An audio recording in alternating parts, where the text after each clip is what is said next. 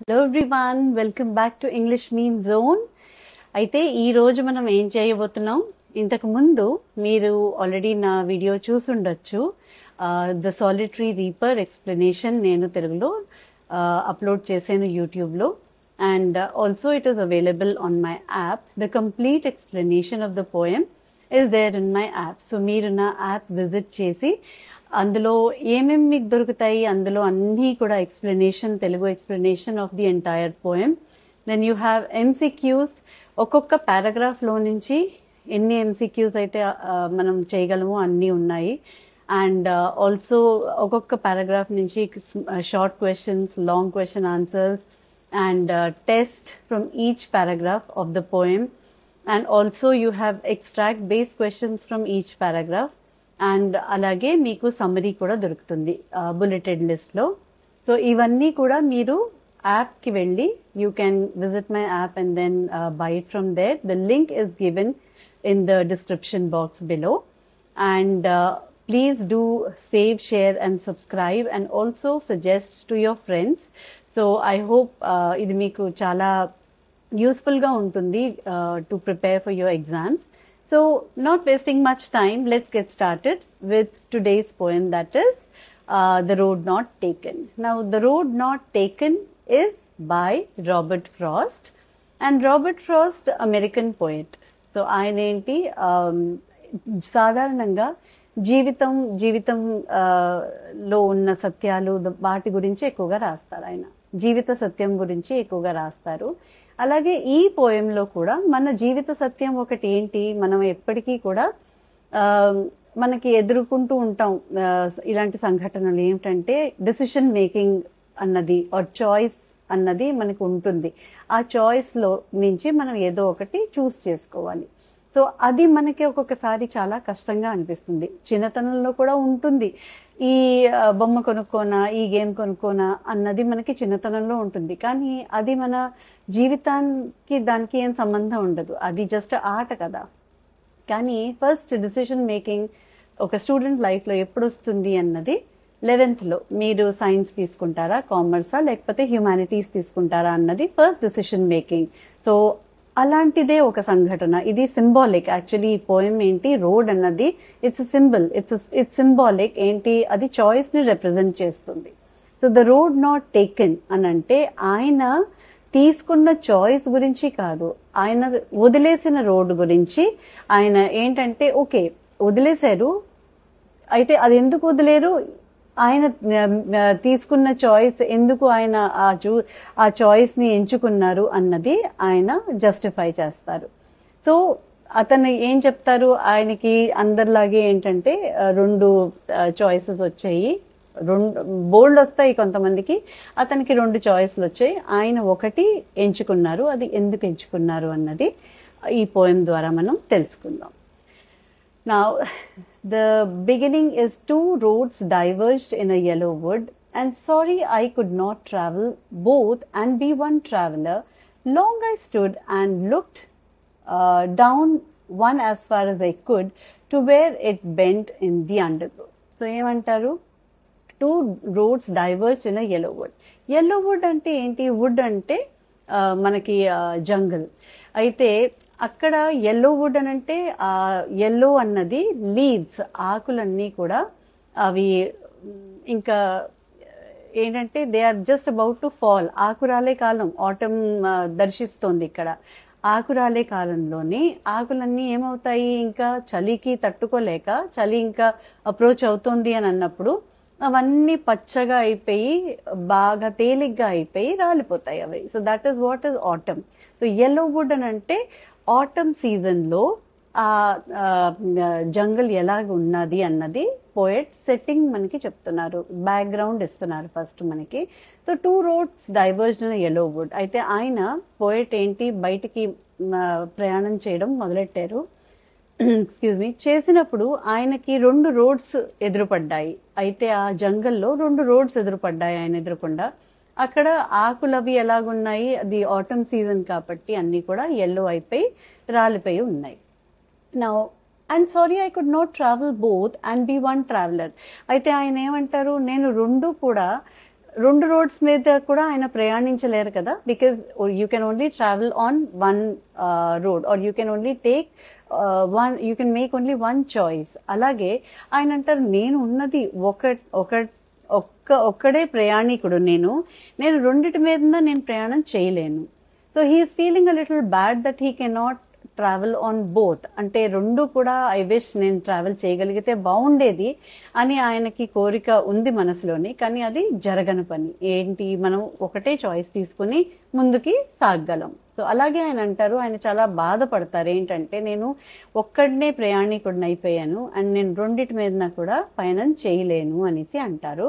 Long I stood and looked down one as far as I could to where it bent in the undergrowth. అయితే ఆయన అక్కడ చాలాసేపు నించుని ఆ రెండు రోడ్స్ కేసి చూస్తున్నారు అనమాట. దూరం వరకు ఎంతవరకు అయితే ఆయన చూడగలిగారో, ఆయన దృష్టి ఎంతవరకు అయితే సహకరించిందో చూపులో ఆయన చూస్తూనే ఉన్నారు. చూసిన తర్వాత ఆయనకి ఒక ఎక్కడైతే ఆయన దృష్టి ఇంకా కట్ ఆఫ్ అయిపోయిందో అక్కడ తర్వాత ఇంకా ఆయనకి ఏం కనిపించలేదో ఆ స్పాట్ ఏమిటి, అండర్ గ్రోత్ అని అంటే మనకి తుప్పలు అంటారు కదా, బుషెస్, అవి కనిపిస్తాయి. అవి కొంచెం బెండ్ అవుతాయి. బెండ్ అవ్వగానే ఇంకా దాని తర్వాత ఆయనకి కనిపించదు, ఇంకంతా కూడా మసగ్గా ఉంటుంది. సో అంతవరకు ఆయన దృష్టిని ఏంటంటే తీసుకుని వెళ్ళారు. ఓకే, సో ఎలాగుంటుంది అన్నది అంటే చాలా ముందు చూపు, చాలా ముందు ఆలోచన వరకు ఆయన థాట్ ని ముందుకి ఏంటంటే తీసుకుని వెళ్ళారనమాట. So which means that decision తీసుకునే ముందు ఆయన చాలా ఆలోచించారు. అంటే అన్ని విధాలా ఆయన ఆలోచించి ఇప్పుడు ఇలా చేస్తే ఎలా ఉంటుంది, ఇంకొక చాయిస్ ని మనం ఎన్నుకుంటే అది ఎలా ఉంటుంది అన్నది ఆయన ఆ డిసిషన్ మేకింగ్ ఏంటి చాలా కంగారుగా చేయకుండా చాలా ఆలోచించి డిసిషన్ మేకింగ్ తీసుకుందాము అన్నది ఆయన థాట్ అన్నమాట. Now coming to stanza 2, then took the other as just as fair and having perhaps a better claim, because it was grassy and wanted wear. Though as for that, the passing there had warned them really about the same. Now, then took the other as just as fair. So what he says is, చూసారు రెండు రోడ్లు నించుని బాగా పరిశీలించారు దాన్ని. తర్వాత first the కాకుండా second road ఎంచుకున్నారు ఆయన. అయితే యాజ్ జస్ట్ as ఫేర్ అని అంటే ఓకే, రెండోది కూడా మొదటి దానిలాగే ఈక్వల్ గానే ఉన్నాయి, అంటే రెండు కూడా కంపేరబుల్ అన్నమాట. అంటే ఇది అది కూడా ఈక్వల్ గానే ఉన్నాయి. సో రెండోది నేను ఒకవేళ డిసిషన్ తీసుకున్నా కూడా, రెండో చాయిస్ అన్నది నేను డిసైడ్ చేసినా కూడా అది నాకు ఏమీ హానికరంగా ఉండదు అనేసి ఆయన సెకండ్ చాయిస్ తోటి he sticks to that. And having perhaps the better claim. ఆయన అంటారు రెండో choice, second road that he decided to take probably is more promising. అంటే అక్కడ నాకు కొంచెం ఎక్కువ స్కోప్ కనిపిస్తోంది. I may be better in making this decision of taking the second choice. Because it was grassy and wanted wear. ఎందుకు ఆయన ఇది తీసుకున్నారు అన్నది ఇప్పుడు మనకి జస్టిఫై చేస్తున్నారు. నేను ఎందుకు డెసిషన్ తీసుకున్నాను, రెండో చాయిస్ తోటి I should stick to it అన్నది ఆయన ఏం చెప్తున్నారు. ఎందుకు అని అంటే రెండో చాయిస్ ని ఎక్కువ మంది ఆప్ట్ చేయలేదు, తీసుకోలేదు. అక్కడ కొంచెం ఏంటంటే మనుషులు తక్కువ వెళ్ళారు దాని మీదన. అందుకు అది ఇంకా ఏంటంటే అంత అరుగుదల లేదు అక్కడ. మొదటి దానికి బాగా అరుగుదల ఉంది, కానీ అరుగుదల అంటే నాట్ ద డైజెషన్, అంటే అరగలేదు. నడిచి అది ఏంటంటే అరిగిపోయినట్టుగా అవ్వలేదు అది. సో అందుకు ఆయన ఏమంటారు, రెండో రోడ్ ఇంకా అరగలేదు. The second choice which he made అదేంటి, ఎక్కువ మంది అది చూస్ చేసుకోలేదు. సో ఇంకా ఏంటంటే అక్కడ స్కోప్ ఎక్కువ ఉంది అని ఆయన ఉద్దేశం, అభిప్రాయం. So though as for that the passing there had worn them really about the same. అయితే ఆయన మళ్ళీ అంటారు, though as for that the passing there అంటే యాజ్ ఫర్ దాట్ అంటే ఆ రోడ్ని ఒకవేళ కనుక మనం పరిశీలిస్తే ఆర్ ఆ చాయిస్ ని గనక మనం పరిశీలిస్తే, ఇక్కడ రోడ్ అని అంటే ఎప్పుడు కూడా చాయిస్ అనే అర్థం వస్తుంది. సో ఆయన అంటారు, మనం ఆ చాయిస్ ని కనుక మళ్ళీ పరిశీలిస్తే అందులో కూడా the passing there had worn them really about the same. అక్కడ కూడా మనుషులు బాగానే నడిచారు. అంటే సెకండ్ రోడ్ కూడా మనుషులు చాలా వరకు ఆప్ట్ చేశారు, just like the first one. అంటే వెరీ లిటిల్ డిఫరెన్స్ అనమాట. రెండిటికి కూడా చాలా తక్కువ భేదం ఉంది. కానీ ఆయన ఎందుకు రెండోది డిసైడ్ చేశారు అని అంటే రెండోది ఇంకా కంపేర్ చేస్తే మొదటి దాంతో కొంచెం తక్కువ మంది చూస్ చేసుకున్నారు కాబట్టి ఆయన రెండో దాంతో he went by the second road. So now this was the explanation of paragraph 1 and 2. So if you want more, you can go to my app and then check it out there. Okay, taking it forward from paragraph 3, ippati varaku the poet is standing on one of the roads and which divides into two more roads, and ఆయన ఒక jungle లో ఉన్నారు, ఆయన ఒక forest లో ఉన్నారు. అక్కడ atom season, అక్కడ ఆయనకి రెండు choice in the form of roads ఎదురుపడ్డాయి. ఆయన మొత్తం అంతా పరిశీలించారు. అది అయిన తర్వాత ఆయన సెకండ్ ఆప్షన్ అన్నది ఆయన చూస్ చేసుకున్నారు. ఎందుకనంటే ఆయనకి అనిపించింది దాని మీదన ఎక్కువ మంది నడవలేదు అని, అంటే ఆ చాయిస్ ని ఎక్కువ మంది ఆప్ట్ చేయలేదనేసి ఆయన అభిప్రాయం. అందుకని he goes by the second choice. Now let's take it forward from here. Okay, so and both that morning equally lay in leaves no step had trodden black. అయితే ఆ రోజు పొద్దున్న ఆయన ఏ రోజు అయితే బయలుదేరారో, పయనం మొదలు పెట్టారో, అండ్ దెన్ నించున్నారు కదా టు మేక్ అ డెసిషన్, ఆ రోజు పొద్దున్న గురించి చెప్తున్నారు. అయితే ఏం చెప్తున్నారు? Equally lay in leaves no step had trodden black. అయితే రెండు రోడ్స్ మీదన కూడా ఆ రోజు ఉదయం ఎవరు కూడా నడవలేదు.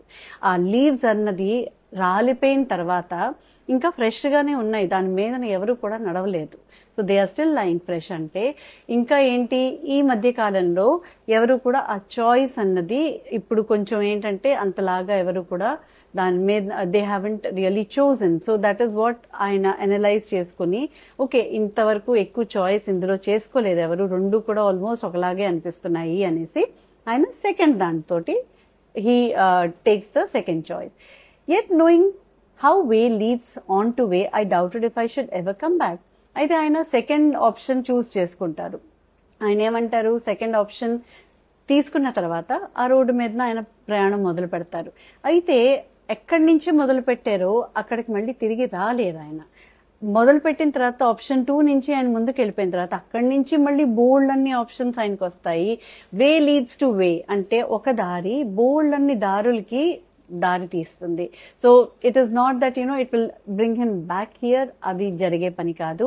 But it will only take him forward. అక్కడి నుంచి ఇంకా వేరే బోల్డ్ ఆప్షన్స్ వస్తాయి. అలాగే కదా ఇప్పుడు మనకి మీరు సైన్స్ స్ట్రీమ్ తీసుకున్నారనుకోండి 11th లో ఇంటర్లో తీసుకున్న తర్వాత మీరు మళ్ళీ ఇంటర్ అయిపోయిన తర్వాత ఒకవేళ మీరు అక్కడ బాగా చేయలేదు, ఇమోషనల్లీ మీరు చాలా అట్రాక్ట్ అయిపోయి మీ ఫ్రెండ్స్ అందరూ సైన్స్ లో ఉన్నారు, నేను చేసేయగలనని తీసేసుకుంటారు, కానీ చేయలేకపోయారు.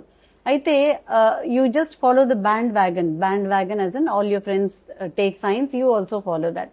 అది మీరు చేశారనుకోండి, అయ్యో కామర్స్ తీసుకుని ఉంటే బాగుండేది అని అనుకున్నారు అనుకోండి, కానీ మళ్ళీ మీరు తిరిగి 11th రిపీట్ చెయ్యరు, 2 years అయితే రిపీట్ చెయ్యరు.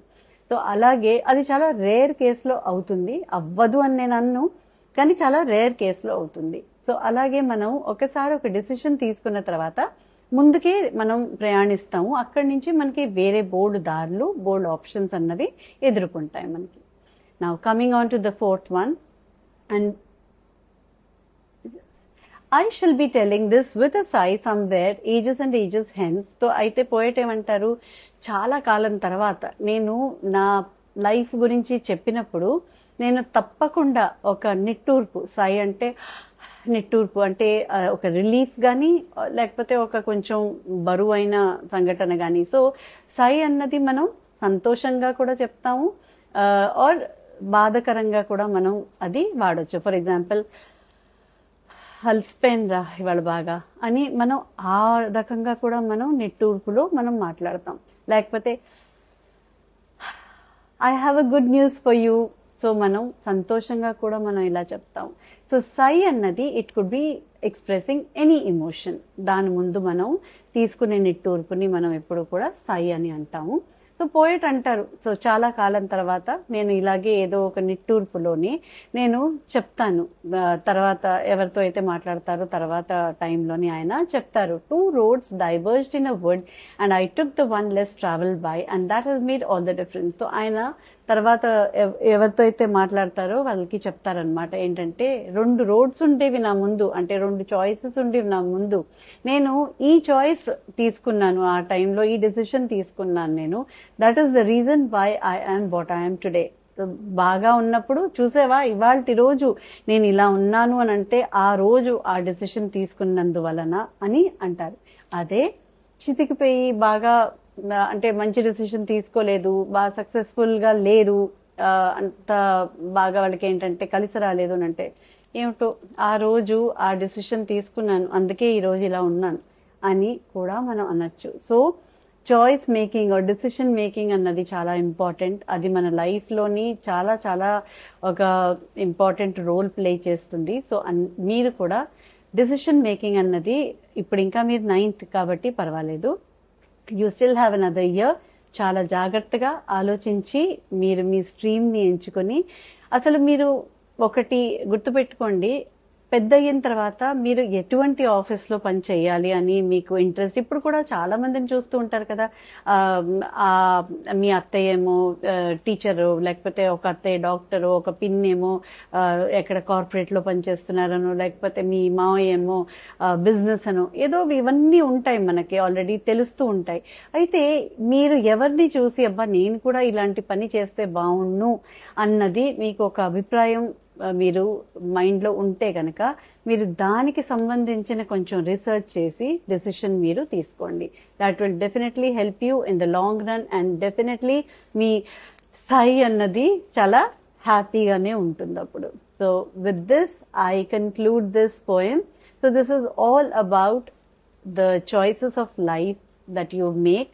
సో లైఫ్ లో ఉన్న చాయిసెస్ ఎప్పుడు కూడా మనం కరెక్ట్ గానే ఉండాలి. అండ్ దాని గురించి మీరు ఎవరినైనా సంప్రదించవచ్చు, or you can take your own decisions, but take wise decisions. So Robert Frost ఈ పోయం ఇప్పుడు ఈ ఏజ్ లో ఎందుకు ఇంక్లూడ్ చేశారు అని అంటే అది మీకు తోడ్పడుతుంది, హెల్ప్ చేస్తుంది కాబట్టి ఇది మనకి ఈ పోయం ఇక్కడ మనకి సిలబస్ లో ఇంక్లూడ్ చేశారు. So I hope you understood the poem. I will be giving you the poetic devices also of this poem in the next video. So please do share it with your friends and then don't forget to subscribe to my YouTube channel also. ఇప్పటి వరకు మనం poem explanation అన్నది చూసాం. So we will now go through the poetic devices which have been used in this poem. Now the first thing is metaphor. Metaphor అన్నది ఏంటి అన్నది మనకి తెలియాలి. It's an indirect comparison. అయితే రెండు వస్తువుల్ని కానీ రెండు సిచ్యువేషన్స్ ని కానీ కంపేర్ చేస్తాము. అయితే డైరెక్ట్ కంపారిజన్ కాదు. డైరెక్ట్ కంపారిజన్ అంటే words like as and like use చేసి మనం కంపేర్ చేస్తే అది సిమిలీ అవుతుంది. అక్కడ కూడా కంపారిజన్ రెండు థింగ్స్ కానీ వ్యక్తులు కానీ ఏదైనా సరే మనం సిచ్యువేషన్స్ కానీ కంపేర్ చేస్తాము. కానీ words like as, like, age as, like like ఈ రెండు ఉండి as light as a feather, or you can say she is like Aishwarya Rai, so or she is like Alia Bhatt, whatever.